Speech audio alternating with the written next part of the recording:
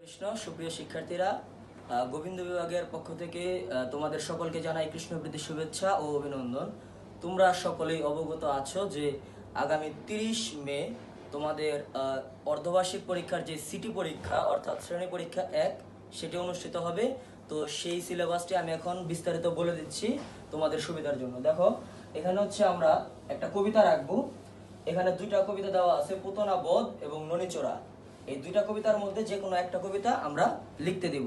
আমরা তোমাদেরকে শীট দিয়ে দেব, সেই শীটের উপরে তোমরা লিখবে। একইভাবে এখানে আমরা আরেকটা টপিক আছে, জানা অজানা। এখানে তোমাদের অর্ধবার্ষিকের মধ্যে 1 থেকে 10 পর্যন্ত যে জানা অজানাগুলো ছিল সেগুলোই আমরা এখানে দেব। এই 10টির মধ্যে 10টি প্রশ্নের উত্তর করতে হবে, সেখানে মার্কস থাকবে 10। এরপরে আমরা এ টু জেড, আমাদের মোট 3টি টপিকের উপর ভিত্তি করে শ্রেণী পরীক্ষা হবে। এ টু জেড যে বইটা তোমাদের আছে, আশা করি সবার কাছে বইটা আছে। এ টু জেড বই থেকে তোমরা ছবিতে রং করবে। সেখানে এইচ ফর হনুমান এবং জি ফর গোপী,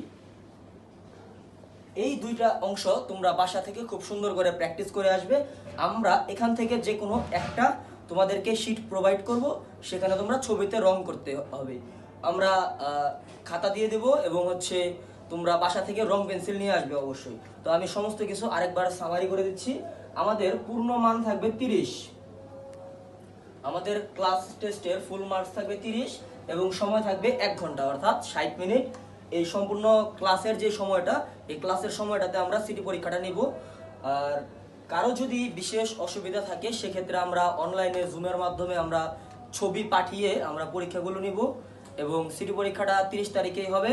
সবাইকে খুব ভালোভাবে প্রস্তুতি গ্রহণ করার জন্য বিশেষভাবে আহ্বান করা হচ্ছে। সবাইকে ধন্যবাদ। হরে কৃষ্ণ।